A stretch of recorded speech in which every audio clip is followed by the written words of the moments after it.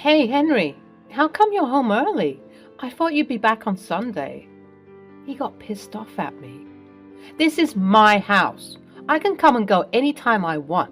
I don't need to give you any justification for that. Why are you unnecessarily getting angry? I was asking this because you said you'd be away for the weekend. Just shut up. I don't want to waste my time talking to you. Get dinner for me. Henry, I did not cook dinner because I had some leftover food from the morning. Oh, I knew it. I knew that you spend the day sluggishly watching TV and doing nothing when I'm away. You are such a lazy woman. Why are you saying such filthy things to me? Give me 15 minutes, I'll cook something for you. I gave this comfortable life to you, you damn ungrateful woman. Hi, my name is Martina. I'm a 40-year-old woman. I've been married to Henry for the last 10 years. I was raised by my mother single-handedly, so I started working after passing out of high school. Although my mother insisted that I go to college, I thought that it would be too much of a burden on her. I started working as a cashier in a local supermarket. Although the initial salary was low, I lived frugally and saved the most of it. I worked very hard in my job, extended the shifts, and sometimes worked in 2 shifts during peak sales seasons. Gradually, I started looking at the accounts of the supermarket as I had taken some finance classes from a friend. The owner of the supermarket was impressed by my hard work and dedication. After a while, I was promoted to the position of manager at the supermarket, where I took care of the inventory, accounts, and the staff. One day, a man lost his wallet at the supermarket and was yelling at one of my staff. I kept the wallet right here. How did it vanish? Is there no safety in your supermarket? But sir, the customers should take care of their belongings. What the hell? Hearing the commotion, a crowd gathered near the aisle. I rushed to the spot and intervened. Hello, sir. I'm the manager of this supermarket. Please come aside. Let me help you. Well, I kept my wallet in one of these racks to pick up something, and when I turned back, I didn't find the wallet. It is your responsibility to help me get back my wallet. I nodded. While he continued to rant about his lost wallet, I quickly messaged my security department to fetch the CCTV footage of the last 10 minutes of the particular aisle. I also asked them to call the local police patrol of the area. Are you even listening to me? I want my wallet, as it is stolen at your supermarket. Sure, sir. We already have captured the footage and the face of the suspect. The police will be here in a minute, and we would share the details of the suspect. By then, the police arrived and the security guard shared the details with the police. The police identified the person on the footage to be a local thief. They took the details of the man and they all left. The next day, when I was just doing my usual work at the supermarket, the same guy showed up. Hey, I didn't get a chance to thank you yesterday. Oh, did you get the wallet? Yeah. The police nabbed the thief from the other lane. He was not able to go too far. The police said that it was due to your quick reaction in alerting the police and providing them with the CCTV footage. The thief was caught, and I got the wallet back. So, thank you so much. I blushed at his kind words. Well, I was just doing my job. I'm glad that I could help you. I'm sorry that I yelled at you yesterday. I was in a panic. I'm new at this place and the wallet had my ID and credit cards. No worries, I understand. Hey, may I know your name? My name is Martina. Martina, my name is Henry. I live 2 buildings away from this place. Would you mind having a coffee with me, please? I just want to thank you for your help. This is how our story began. Henry shifted to that place a week ago, and then we accidentally met at the supermarket. Initially, I refused to go out with him, but then he insisted and I went to the nearby cafe. I liked his grateful nature. Gradually, we started officially dating. After a few months, when my rental agreement expired, Henry suggested that I move in with him. Those were the best days of my life. Before we knew it, we fell in love. Henry worked at an IT company, so he had a busy schedule, but we spent our weekends partying and enjoying our life like there was no tomorrow. We dated for 2 years. One day, I was having a regular conversation with my mom over the phone, and she told me, "Martina, after your dad passed away, I dedicated my life to your upbringing. It gives me so much joy to see you as an independent woman." "What happened, Mom? Why are you talking like this?" "Honey, I'm getting old. I'm worried that if I die, you'll be left alone as you don't have anyone else to support you." "Mom, don't worry about me. Besides, you're not dying anytime soon. You're still very young." "Honey, it's time for you to think about getting married. I want to see you as a bride before dying." I got uncomfortable with this. "Mom, stop it." Although I shrugged her off, I got tensed. When Henry saw me tensed, he asked, "Hey, what's up? Why do you look dull?" "Nothing serious." "Hey, come on, tell me." I told him about the conversation I had with Mom. After listening to this, he said, "I was also thinking about the same. Let's get married." "What? Are you sure about this?" "Yes, absolutely." I jumped on my bed with happiness and excitement. Next, we met each other's parents and told them about our wedding plans. My mom got emotional when she met Henry. "I have no one in this world except her. Please take good care of her." "Don't worry, I'll love and protect her as you did." Henry's parents were also very sweet and kind to me. We soon got married. Henry was not very keen on having a baby. He said, "I want to enjoy a carefree life with you. A baby would become a liability." But I insisted on having one, so eventually he gave up. 5 years after our marriage, my daughter Sarah was born, which completed our family. I was having a difficult time managing the baby and my work, so Henry suggested that I take a break from my work and focus on Sarah. Henry assured me that he earned well enough for the family to lead a decent life. I left my job to take care of Sarah and the house full time. Henry was terrible at household work. His house was a mess before I moved in. He always blamed his busy schedule for the mess, saying, "I'm so busy with my work that I don't get time to clean the house." So I was the one who did the household chores, but Henry helped me whenever he was free. When I was pregnant, Henry went out of his way to take care of me. Besides, he was always grateful to me to take care of the house so well. So I had no complaints. After I left the job, Henry gradually stopped doing anything at home. Even when I asked him to get some groceries while returning from the office, he refused. "Honey, I'm tired. Why don't you get it by yourself?" I did not complain to him because he was always polite, but eventually his tone got rough. Now, when I asked him for any help, he would rebuke me. "You're becoming lazy, sitting at home." I wonder what brought this change in his attitude. Initially, I thought that he was upset because I could not give enough time to him. I was busy taking care of my daughter. Before Sarah was born, Henry and I spent our weekends partying, trekking, and traveling to new places. We had an adventurous life.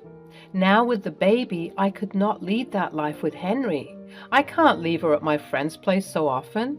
Whenever I turned down any party plan of Henry's, he would get upset and complained. That's why I didn't want to have a baby. Don't act stupid. She's our daughter.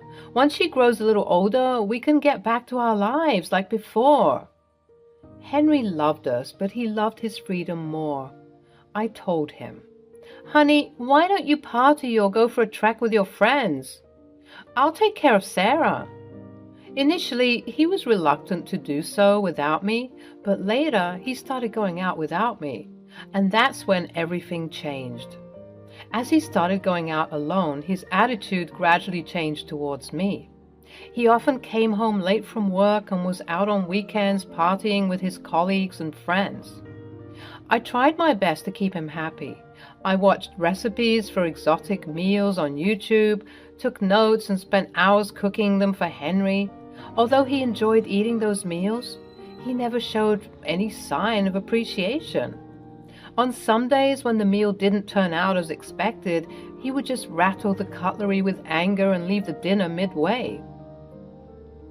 He started complaining about anything and everything at home. Suddenly, he started hating the meals I cooked. He pointed out faults in my cleaning, laundry, cooking, and everything else. I kept wondering to myself if this was all my mistake because I was faltering at the household chores. I told myself that Henry worked hard to give us a comfortable life, so this is the least I could do for him. But no matter what I did for him, he was never happy. He had nothing but complaints for me. His words were mostly these: "This house is a mess. Why are my clothes not ironed properly? This food tastes horrible. The dishes are so dirty. You look clumsy these days." I thought of divorcing Henry, but after staying with him for so many years, I was scared of living alone.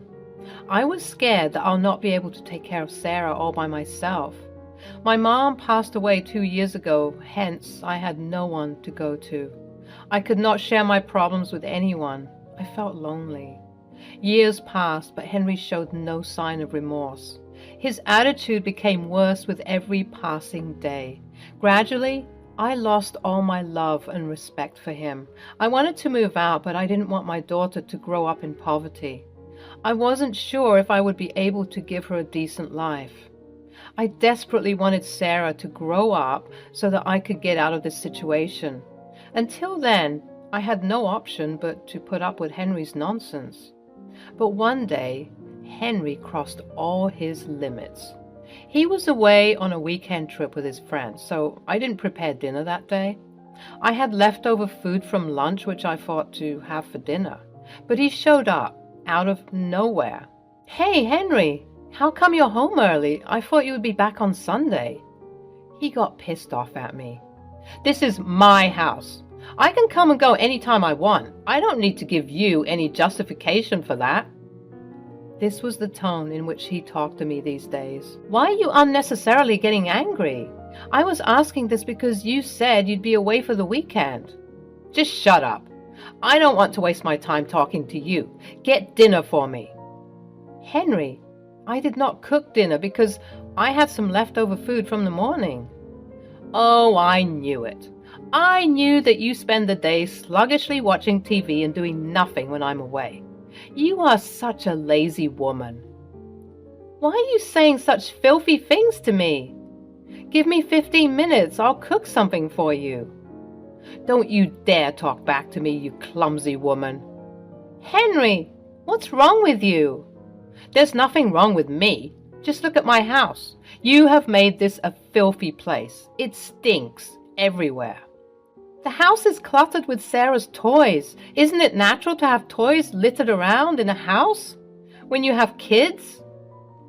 He went towards the kitchen and took a plate from the sink and said, "Sarah doesn't play with these plates, right?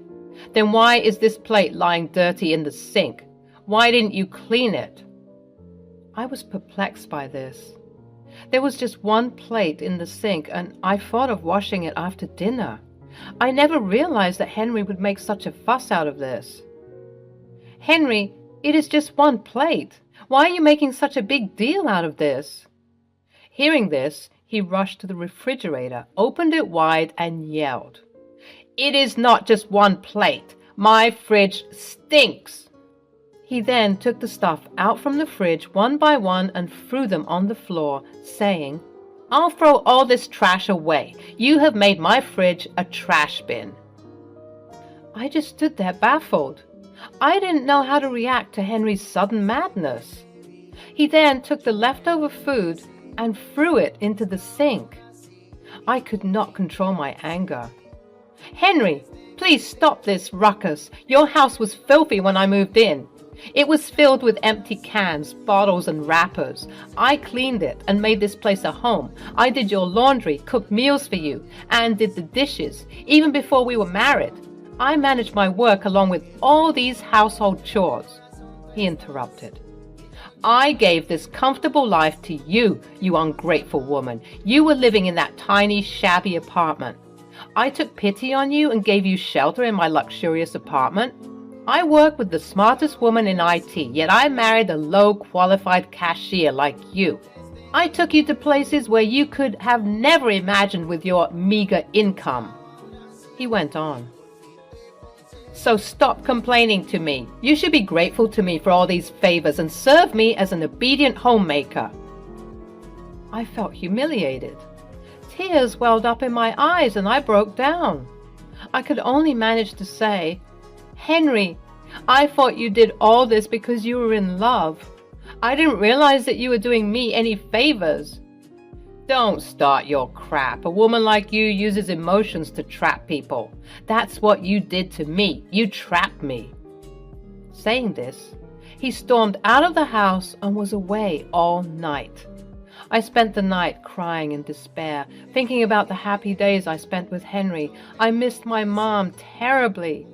The next day, Henry came home, and as soon as I opened the door, he shoved the divorce papers in my face and yelled, "Just sign these papers and leave my house." I was emotionally drained and had no energy left to indulge in any further conversation with Henry. I took the papers and said, "Okay, I'll sign." He was not expecting that I would agree to a divorce without hesitance. My calmness annoyed him, and he shouted, "Good that you agreed to the divorce, else I would have made your life miserable. Now I'll be living my life freely and peacefully. I was trapped under this whole crap of marriage." I packed my bags, and while leaving the house, I handed over an envelope to Henry. I kept it on the table in front of him and said, "I'll send the signed divorce papers after including my terms." "What? What do you mean by your terms? You are not getting anything from me. You have been a parasite and sucked on my money for so many years. You won't get a penny from me." "Speak to my lawyer in court." "What the hell? What's there in this envelope?" He opened the envelope and was shocked to see what was inside it. The envelope had a copy of all the pieces of evidence I received from the investigating agency. Yes, I hired an agency to find out the truth behind Henry's changing attitude. The agency sent me the details of Henry's infidelity. I got the evidence that morning before Henry came home. I was shattered by the photo evidence which showed that Henry cheated on me and spent his weekends with different women. Despite Henry's rude behavior, I was okay to give him another chance, but I could not bear his unfaithfulness. Hence, I accepted the divorce at once. Henry carefully checked all the evidence and said nonchalantly, "But I was not serious with any of them. I just had fun with them." I was baffled by his words. I could not control my anger. "You cheated on me. I was considerate to let you go for late-night parties and vacations without me. Instead of being grateful to me, you cheated on me. It was all your fault. You became a potato bag after the baby. You refused to party with me outside. You didn't come for the treks. I sacrificed those late-night parties and treks for our daughter. I wish you realized your duties as a father, too." Saying this, I took Sarah into my arms and left the house. I checked into a hotel for a few days and called up my ex-boss, the owner of the supermarket where I worked earlier. I told him about my situation and he was shocked to know this. He gave me a job in inventory management in the same supermarket. As I knew everyone there, it was not difficult for me to resume my work. My boss offered me temporary accommodation at an apartment that had just been vacated by his previous tenants. Meanwhile, I hired a lawyer and sent my divorce terms to Henry. The lawyer helped me demand child support and good alimony on the grounds of Henry's infidelity. Seeing the alimony amount, Henry called me several times, but I ignored his calls. He sent the voice note asking for negotiation, but I was adamant to get compensated for the damage and the trauma I had been subjected to. Henry didn't have an affair with one particular woman, but he was fooling around with a lot of women, including his colleagues and some random girls whom he met during parties or trips. He also got into the wrong company and took drugs, sometimes. Maybe that was the reason for his elevated anger and frustration, which he leashed out on me. I called up Henry's parents and told them everything. They were shattered to know that Henry could do such horrible things. I also couriered some of the photos in which Henry was being cozy with his colleagues in his office. My lawyer told me that Henry is not being treated well at his office after his colleagues got to know about his affairs. His manager has even threatened him that he would be expelled from the company if he repeats the same. The colleagues with whom he had the affairs have also left the office in shame, as the photos maligned their reputation too. Henry continues to work there as he had to pay the alimony and the child support. After a few months, I got an email from Henry. "Hey, Martina, I'm sorry for what I did to you. When you were with me, I did not realize your importance. I'm grateful to you for doing everything for me, from cleaning, laundry, dishes, and the meals you prepared for me. You made my place a home to live in. Without you, the place has again become a mess. I miss you." Although the email made me emotional, I did not think of getting back to Henry. He missed me because I took care of him and his house. He treated me like a doormat when I was with him. My self-confidence was crushed by his ego and attitude. I don't want to go back to that life where my daughter sees me treated like a doormat. I want to raise her in an environment where she understands the value of self-worth. I have got an apartment from my savings and from the alimony. I'm able to lead a decent life and provide a good education to my daughter with my income and child support. I wish to see my daughter grow up to be a confident and independent woman.